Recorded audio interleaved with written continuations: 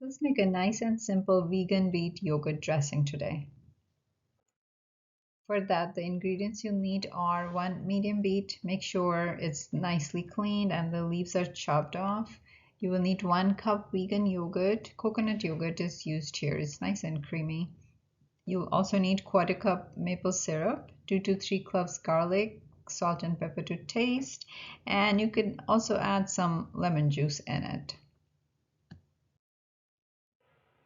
And you want to start off by boiling the entire beet for about 30 minutes till it's tender on the inside. You could check it if it's cooked through by inserting a fork or a knife into it to make sure that it's cooked.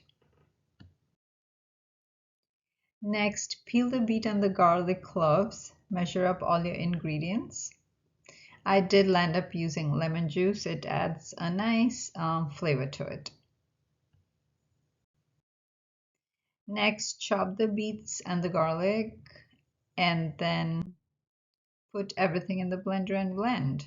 It's as simple as that, and you'll have a nice beet yogurt dressing, which is also healthy and probiotic.